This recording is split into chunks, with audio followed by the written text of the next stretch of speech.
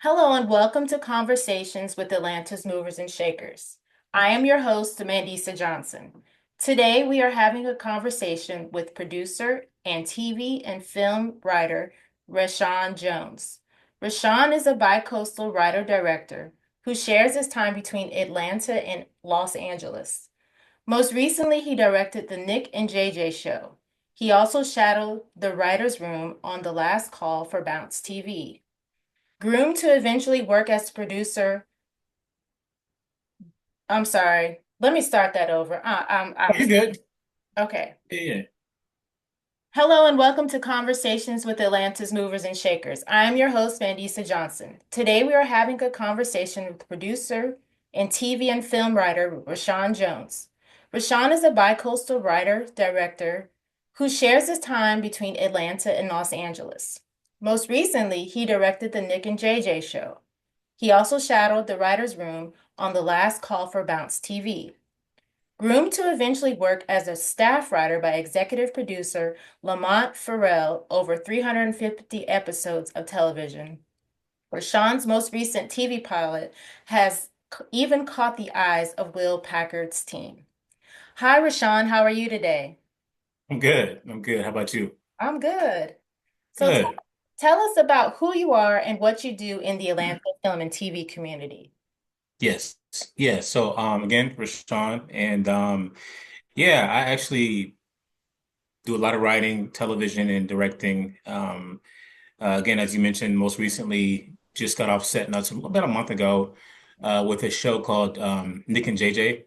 And Mhm. it was really a very different experience when it comes to directing because I was working with kids, which, you know, that's a different world, working with Mhm.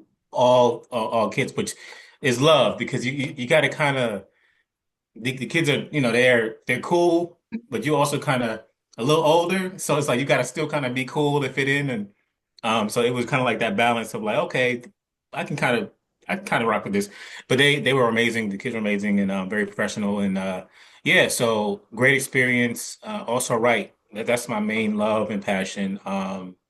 And my TV pilot has, won a few awards, and I actually got into a room with, like you mentioned earlier, with Will Packard. They were interested at one point, but not a fit at the time. So yeah, it's just a matter of time, just kind of that's how this industry is you got to kind of keep keep going. And the ones who keep going, I think, are the ones who end up on top. So Yes, yeah. thank you for sharing that, and I'm grateful to hear your story. So, can you take us on your journey of how you started to where you are today?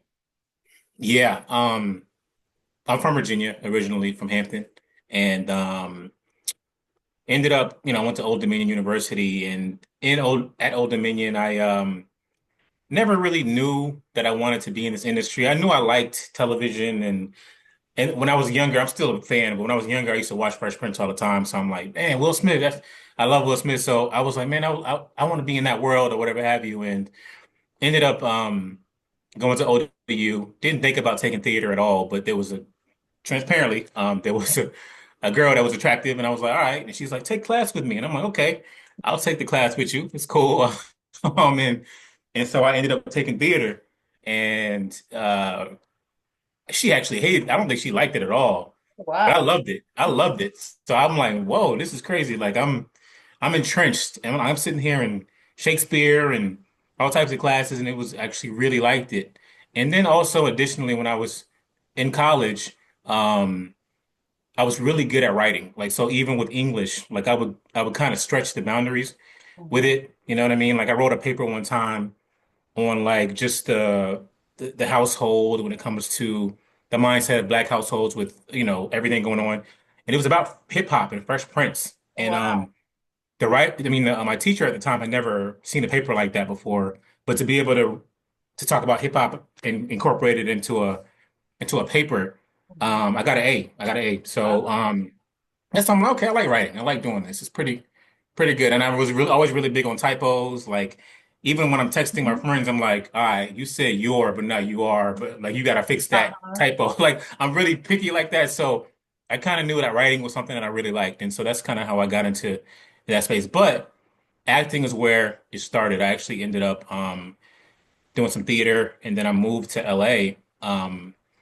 in around 2010, and went out there mainly for acting, and I did well. I did pretty good out there. I had booked a couple of TV shows on ABC, and speaking roles, not Wow, okay.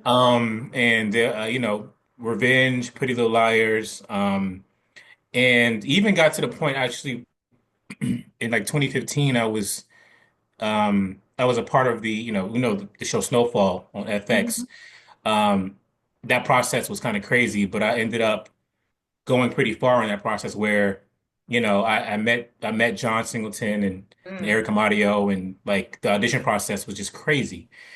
And I think that was the process that made me want to get into writing more, okay. um, because I wanted more power, and I felt like with the writing aspect, I can control the world and I can write I always say like I'd rather create Wakanda than to be Black Panther. You know what I mean? Like I'd Right. rather create the world.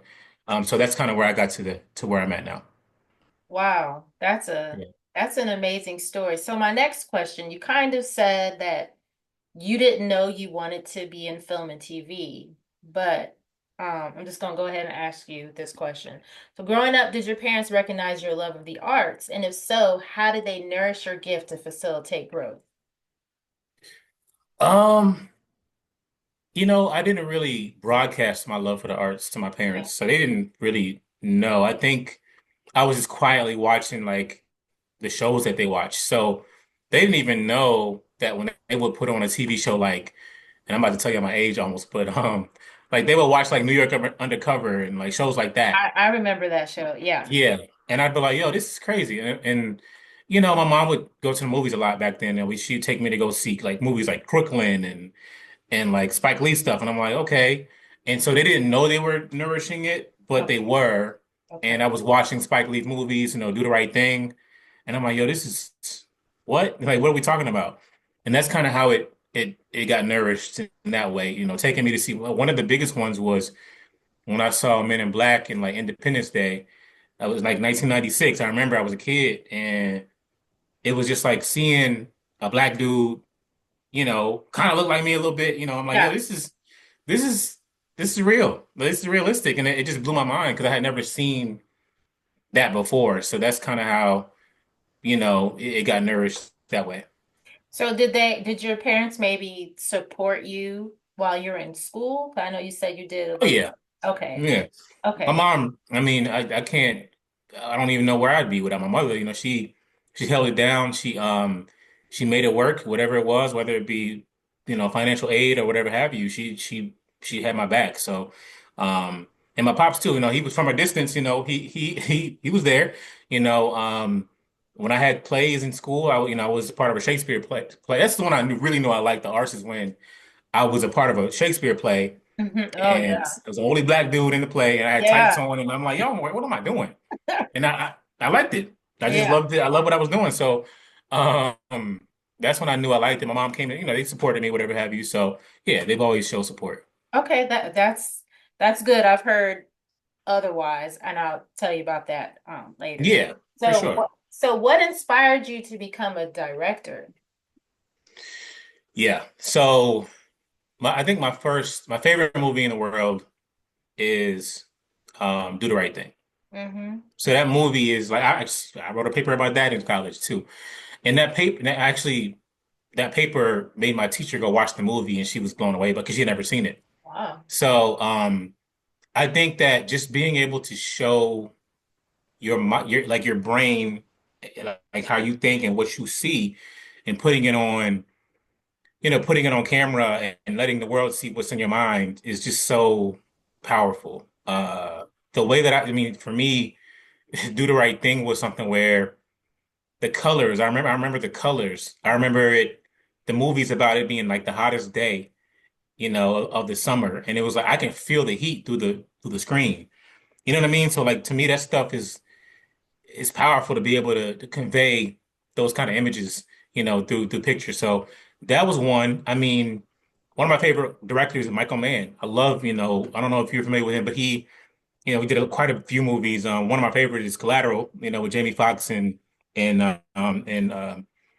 oh, this is crazy. I can't believe Tom Cruise. Uh-huh. And just the way that he films, like you can see sometimes the camera shakes and like sometimes it. And so once I started realizing like I got to a point where I don't even need to know the director's name. I could see a movie and then tell you who the director was because of the way that the camera Oh, was. And that's, that's good. yeah, that's when I was like, okay, I like this too. And then most recently, obviously, like it's just like the Jordan Peels and the Ryan Cooglers of the world that inspired the hell out of me. I mean, that's to see these people like doing films that we didn't grow up with. We didn't grow up with black horror films or black. That's just not something we grew up with. So, I mean, of course, you had certain movies, Tales of the Crypt Keeper, all Uh-huh. that stuff. Tales in the Hood and all that. We Uh-huh. had that stuff, but we didn't have like what we have right now, which is thought-provoking. Get Out, Us. Yeah. I think Ryan Coogler's about to also drop the Sinners with the Michael B. Jordan. Hmm. Um, yeah, it's just so much inspiration, so I think it helps to kind of keep going with that. Yeah, Yeah. you mentioned Tales from the Hood. We had a Danish exchange student and we took him to see that. And that's a whole nother story. So Oh wow. I wonder how that went. Yeah. yeah, yeah. So, yeah. It was quoting stuff from the movie. Uh-oh. Hopefully not too much, but probably so. Yeah, Yeah. so we're going to take a break, but we'll be right back. Let's sit down for a meal and conversation. All are invited to the table to hear the message of inspiration and hope from small business owners across the country as we celebrate diversity in culture and cuisine. Welcome to Food Coma, Conversations Over Meals in America, hosted by Cynthia McAllister.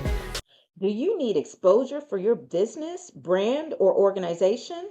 If so, let Food Coma, Conversations Over Meals in America radio show help you fulfill your need for more exposure, more business, and return on investment. Connect with me at admin@qualitysap.com Welcome today. to the Nick and JJ show. I'm Nick. And I'm JJ. What is it like working with famous animation companies like Disney and Nickelodeon? Man, I love it, man. Yeah, Disney, Nickelodeon, Netflix. It's a blessing, man. Not only does everything happen for a reason, but you have been selected before you even know that you've been selected. Let's have some fun with the balloon pop game. So tell us about your Makai the Great Foundation. The Makai the Great Foundation is pretty much a nonprofit that helps underprivileged or maybe people who don't have the resources to actually build their own projects. Who's the nicest? Me.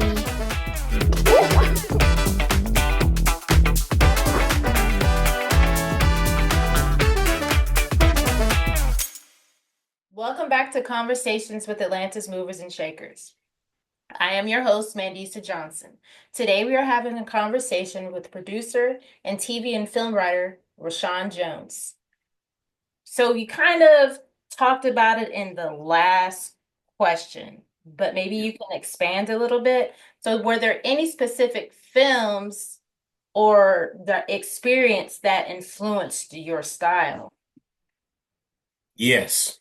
I love dark comedy-ish kind of stuff. It doesn't have, and even out without the comedy, but I love darker, more realistic films. Even when I used to watch like, superhero films, I always wanted it to be like darker because I feel like it's realistic. You know what I mean? Like it's more of a realistic depiction because the world is, you know, I'm an optimist, so I think the world is, a great place, but it's also some dark stuff going on. And so when I saw like films come out, about like, even with the most recent version of what was it?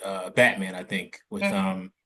with Robert Pattinson, like the darker emo kind of, it just seemed like, okay, this seems a little bit more realistic. You know what I mean? Because it's, even though it's still a superhero movie, I feel like I could see this Batman walking down the street trying to really do some crazy stuff. You know what I mean? So I love just that realistic dark kind of vibe.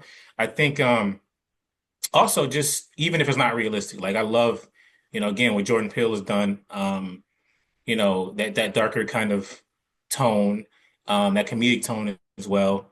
One of my favorite TV shows was Atlanta. I loved Donald Glover, and I thought that show inspired me a lot. That show inspired me a lot because it was dark. It was dark humor, but Yeah. it also was funny. It was relatable. So yeah, I think that stuff inspires me. It's more like three-dimensional, more human. Like I know I learned to make it believable. Like Yeah. just you know, I learned too if you have like if you want to add like a doctor, police officer, have them in the writing room with you to make it more Yes. believable. Because I've seen stuff where it's like that would never happen. You know Or what? Yeah, that's very true. Yeah. yeah. So I'm kind of throwing this question in here. I was kind of thinking about it as you were talking. Do you ever like maybe like watch a show or maybe read a book or something and you at the end you think you can see it going like not ending or going like a different way? Have you ever had Yeah. that? Okay. Yeah. That's one of the things I like to, it's actually an exercise I do with myself almost is because Okay. yeah, I think I always do that actually. Like who first of all, who would I have casted in this role? Like as Yeah. opposed to how that worked out, who would I have put in the role? And then two, most importantly, how would I have made it more, you know what I mean? Like I guess unpredictable or, because there's a lot of stuff that's out there that's pretty predictable. And Hmm. so I love the idea of like even the new show that came out recently, Paradise. Yes. Um, yeah, that was Yeah. that would have me on my tippy toes because I just I couldn't figure out who was going to be the Yes. Yeah. I don't want to not do any spoilers, but and so when it got to the end, I was like, oh wow, like they really Right. Yeah, it was very they did a great job, unexpected. Yes, and very unexpected. I'm a person, of course, a writer as well. And sometimes when I read, I'm like, this could have, ended a different way, or Yeah, film. I would have liked to see this, but that Paradise, yeah, I could not figure that one out. I literally like binge watched that. I want to say it yeah. was last weekend. I binge watched. Okay, Yeah, and it takes a lot that's for me good. to get hooked on a show because there was a show that I watched, I enjoyed until there was like I'm not gonna even say the show, but Yeah, there was a scene, it was like two people talking back and forth and it was just too long. And I was like, okay, I can't yeah. watch this anymore. So Yeah, yeah, you got to have that. You have to read the room literally. Like you have to read the writer's room and also the audience that's watching it because people get, you know, the attention span is low, so yeah. you can't go crazy with the dialogue. I'll also say, to your point, like in my mind right now, like, and I hope to one day meet Ryan Coogler or whatever, Michael B. Jordan, but I've met Michael B. Jordan. It's funny when I was in LA and he was really cool. But um when I watched the commercial, the trailer for it, I see like have you seen the trailer for No, it? no. Okay. Well, the trailer's out there, so I'm not spoiling anything, but Okay. you can tell there's like an evil twin and there's a good twin, kind of like, and it's like the dynamic. And apparently one of the twins, I don't know. Again, I haven't seen the movie yet. It's not out yet, so it doesn't come out until April. Okay. Um, but there's an evil twin and there's a good twin, and one of the twins ends up becoming a vampire, right? And so I'm in my mind, I'm like, okay, I feel like the obvious might be for the evil twin to become the vampire, right? But Uh-huh. I'm hoping in my mind in the movie that the good twin becomes the vampire, so everybody is now mentally like, oh, wait, now you have to go through this psychological, you know what I mean? Like this psychological like pain of like, oh, we liked him, but now he's evil.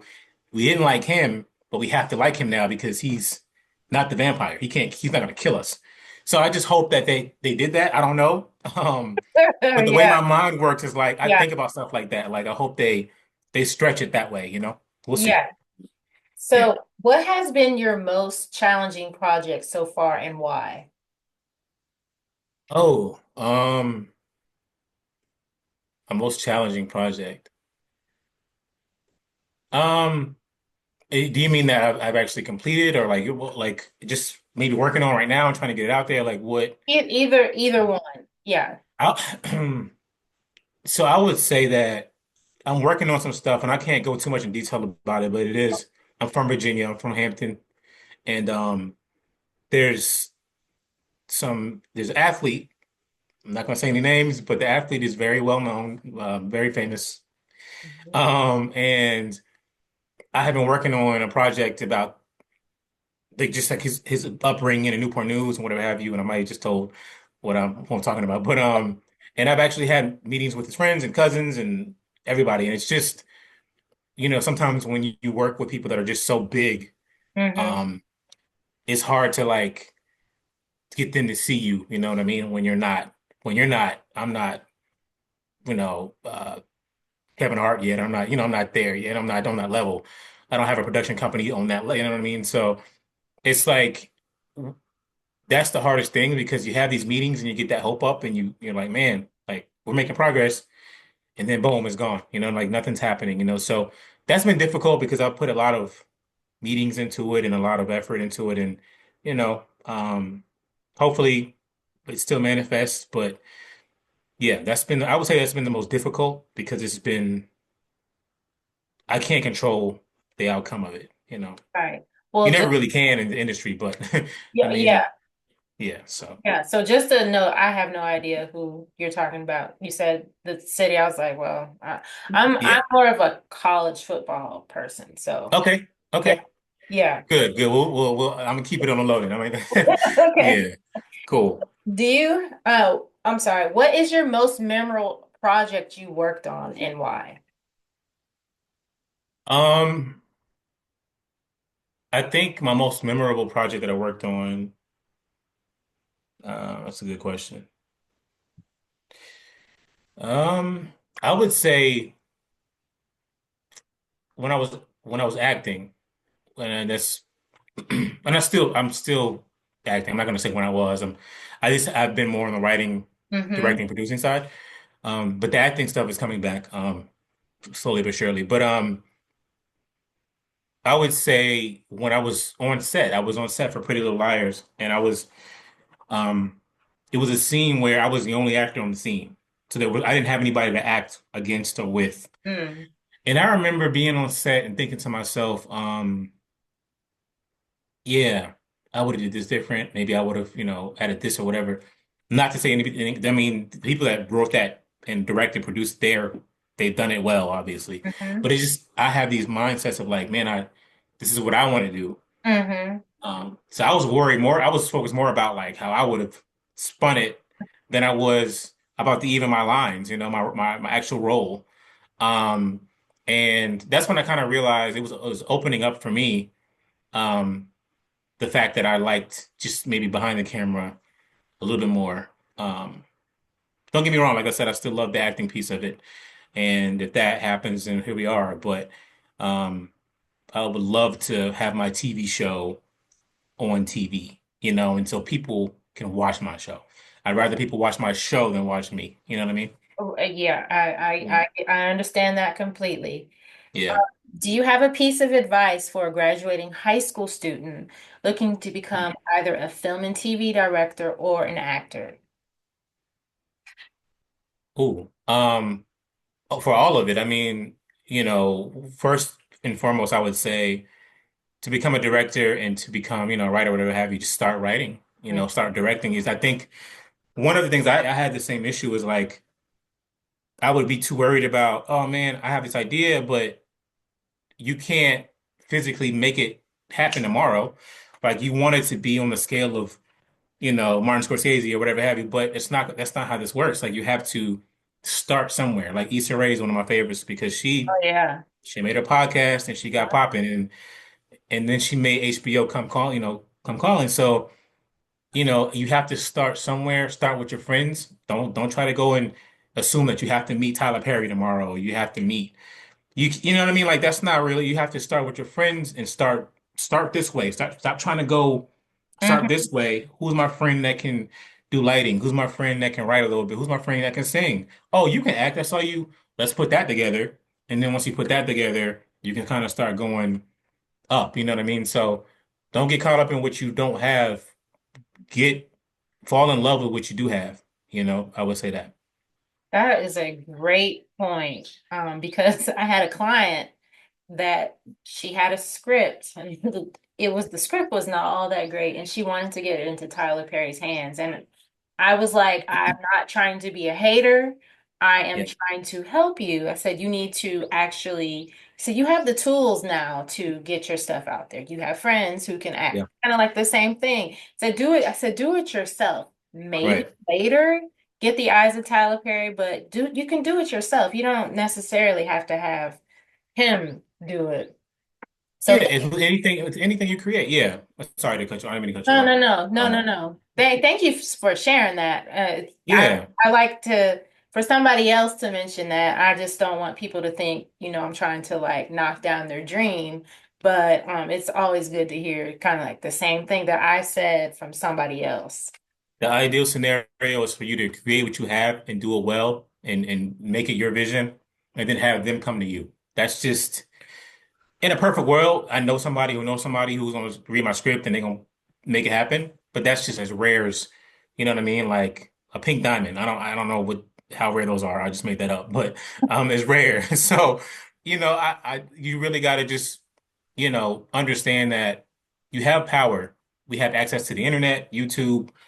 Tubi will put your movie on, there's a lot of different things you can do to have people come calling at you. So just start there and then it'll manifest. Yes. So do you have any gems? GEM stands for Great Educational Moments with Movers and Shakers that you would like to share with our readers and viewers. Hmm. Yeah, I mean, I think the one I just mentioned would be the main one is just start. You got to start writing. If you have an idea, take your phone out. They have a notes app on your iPhone. Just write it down.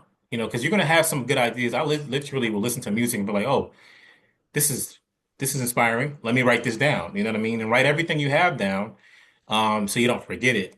So I would say that, and then also just stop coming into the industry thinking that you deserve anything. Like you have to, like people come into the industry thinking, yo, I'm this, I'm that, I'm Denzel. Like you're not Denzel. You're not Denzel. You have to put the work in for actors, for example, even with myself, like put the work in, go study, go do some theater, go hop on a stage, whatever. You can't just come in here thinking that you look good and you got it. No, no, no, no, no, no. So I think putting in the work in with whatever it is, whether it's, writing, whatever have you, put the work in. And yeah, we go from there. Just never know. That's a great point. Do you have anything else you would like to share? Yeah, that's it. Hopefully, um, I think just keep going, and again, there's a lot of opportunity out here, a lot of different ways you can go about it. But also keep your mind open to different things. Again, I came into the industry as an actor and I still act again, but and I was doing well with acting. But even with that, the writing and directing was where my heart was kind of like, oh, this is pulling Hmm. on me. So keep your mind open to like everything. Try to learn as much as you can. If you know how to direct, maybe learn how to edit. If you know how to edit, maybe learn how to maybe shout out one of your friends who does booming and sound. Maybe just learn whatever you can, and you never know whether you fall in love with it or just either way, you'll gain knowledge and you'll have more knowledge on set, whatever have you. So, just be open-minded to all of that stuff. That's real world learning, which is how I learn. Um, Yeah. how can people connect with you? Yeah, Instagram, I would say is pretty big. I would say my name is ReshaunJones. That's my Instagram handle, Reshaun Jones. And then yeah, I mean from there, I respond to DMs, don't get crazy in them, but I respond to business and all that stuff. So let's connect. Okay. Thank you so much for answering a few questions for us. And thank you so much for joining us. Be sure to stay tuned for our next conversation by following us on Instagram at Atlanta Film and TV and by subscribing to our website at atlantafilmandtv.com. Thanks so much. Have a great day. Thank you.